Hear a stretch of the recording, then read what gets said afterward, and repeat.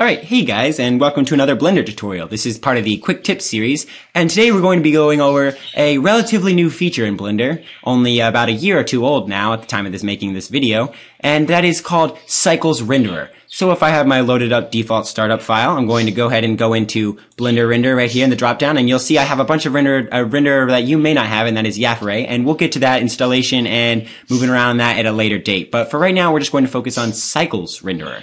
So we click on Cycles Renderer, and you notice some things may have changed over here. It looks just about the same. The interface is all the same. You still have your same material kind of set up, but it's a little bit different from the Blender Internal. Blender Internal is more of a set-in kind of material way, and this is more of a node-based material settings. In fact, Cycles is all node-based, and it makes it very fast. Cycles is a very good renderer for a few reasons that we're going to talk about in this tutorial. One, Cycles is a very fast renderer. It's also a realistic ray tracer. A ray tracer is basically an engine that renders out things in a fairly realistic manner. It calculates usually photons or light rays in such a way that it looks pretty realistic if you know how to set up a scene correctly. And Cycles is no different from any other ray tracer, except for the fact that it's progressive and editable at the same time. So if we go over here, you'll also notice that along with our solid wireframe, bounding box, texture, and materials, we also have one more option now, and that's rendered. And you're probably thinking, but why? Blender Internal Renderer, it takes a while, and then you have to go keep shifting things back and forth. Well, that's the great thing about Cycles. Cycles, you can edit and view the render at the same time. It's pretty amazing. So right here you see we just have a basic cube, and I can rotate around, and yeah, it gets a little pixelated, but it quickly resolves itself. And of course, the farther you go zoom out in Cycles, the less detail it has to render, so it'll render faster. And if you go over here into the integrator, and I know this is a bit of an old version of Blender, this is just a stable build that I'm on currently. The newer versions have another one called sampling, but right now for the version I'm on, which is 2.63, and I don't remember the rest. Let's see, it's build R45996. But yeah, you can check this build out. I really love it. It's just one of my go-to defaults. It's basically one of the, I think it's 2.63a release. But anyways, back into Cycles. So I have my things here, but yours may be a little different. And if you can't find them, there is a great Blender wiki for this Cycles render engine, which covers most of the stuff in Cycles. So I'm just going to go over some basic material setups. So first I'm going to turn this preview down to 0, which basically lets Cycles render unlimited passes at an object. And passes is basically when you see how it's pixelated and then quickly goes back to a nice solid cube. That's because it's running passes on the same object. So if I'm going to go back into solid view here, and I'm going to take something a little more complicated to render, and I'm going to make our scene look a little better before we go back into the rendered view again. So I'm going to take our classic Blender Suzanne over here, and I'm going to just rotate her up, and so we can see her a little better. The nice thing about Cycles is for preview rendering, you don't need the camera, although for official renders, you do need the camera. Cycles Render also has built-in DOF, and if you don't know what that is, that's basically when a camera defocuses on an object. And with Cycles, DOF is calculated per pass, whereas in Blender Internal, you use it with compositing nodes, which is also in another tutorial. So feel free to check out that after you finish watching this one. So I'm going to take Suzanne, I'm just going to turn up her subsurf a little bit. Yeah, 1 will be fine, and I'm going to make her smooth shading over here in the Object Tools panel.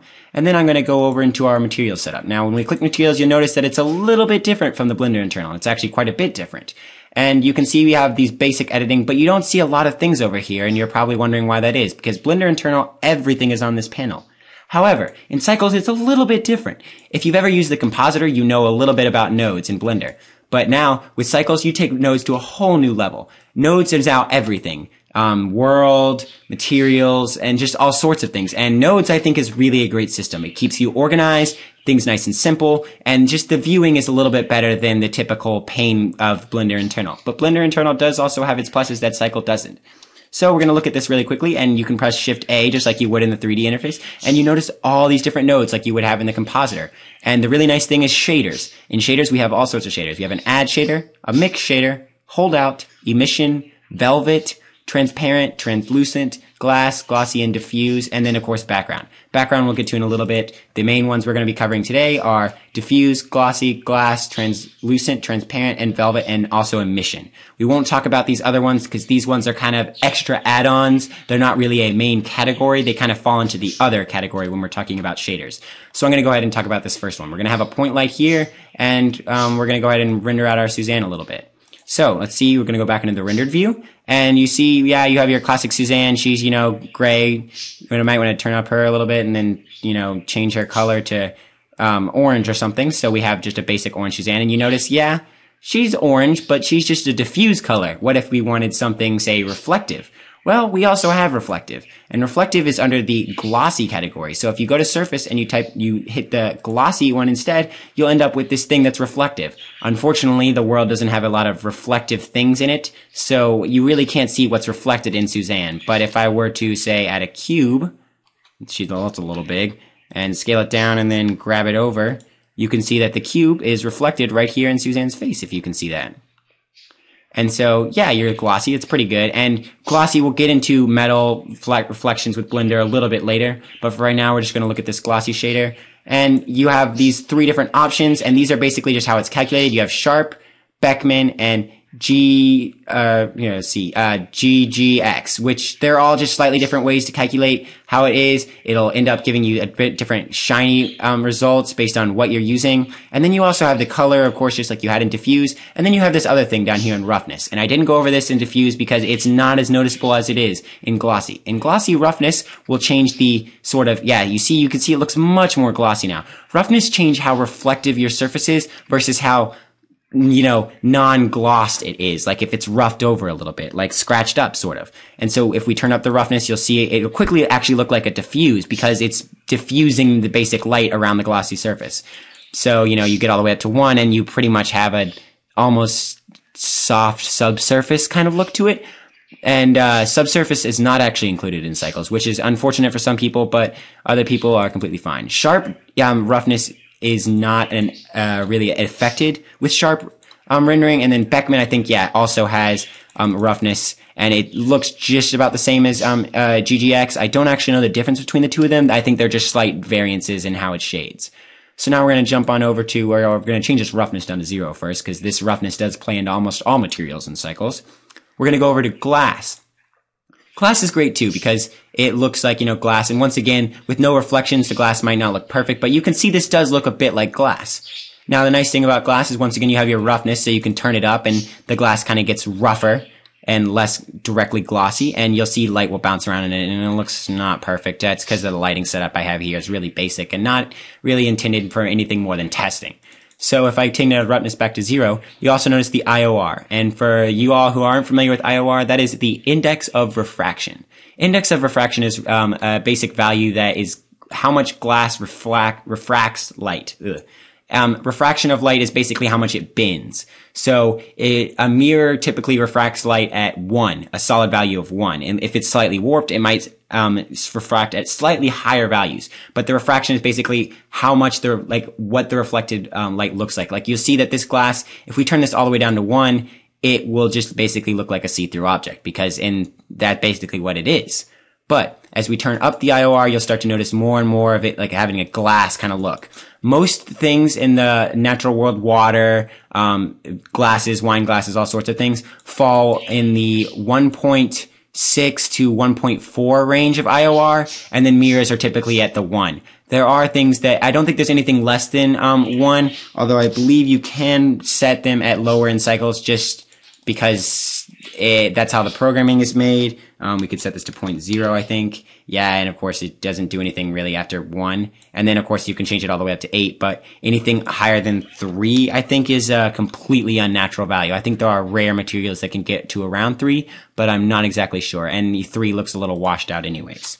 So we'll just put this back to actually 1.45 as it was, because that's just a general what looks good in cycles. And we're going to switch on over to the next one, which is translucent. And translucent and transparent, a lot of people do get confused very often. They are quite similar, although, well, the words at least are similar, although the shaders themselves are actually quite different. We're actually going to look at transparent first. Transparent basically looks like your glass with the IOR at 0. It's see-through, although not entirely see-through. And if we first, we're just going to change this all the way black, you'll notice that now it's not see-through at all. Because with the transparent ones, the lighter the color value, the less you can see it. So basically, it's completely transparent at total white and totally opaque at total dark. So we're just going to put this back to our orange, or I guess we will go with the red this time, or sort of red-orange, I guess.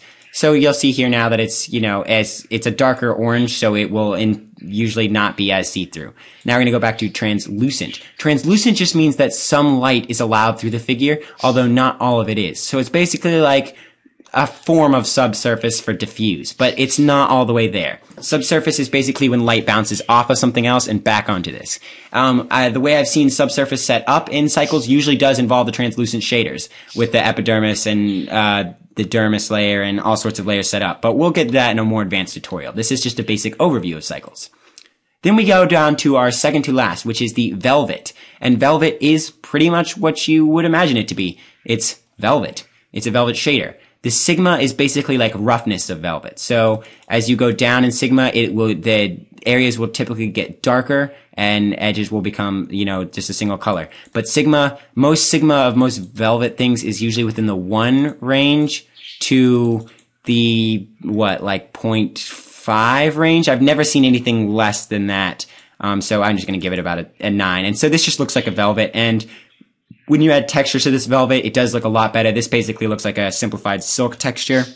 And so now we're going to go down to our final one.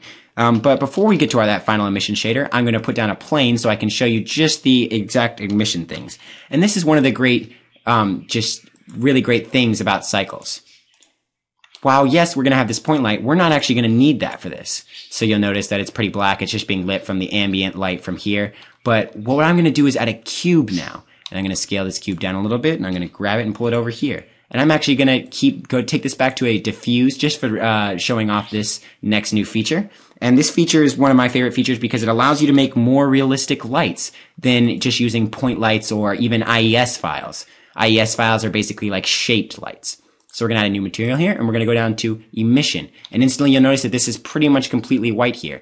And you'll also notice that it's, yep, that's right, emitting light. And that's just one of the great things is you can make shaped lights off of actual shapes. And so if we come over here and we look at it, just let it render out for a few seconds, you'll notice that it's casting a gradual light on this. And as you turn up the strength, of course it gets way, way brighter. And then as you turn down the strength, it gets really dark.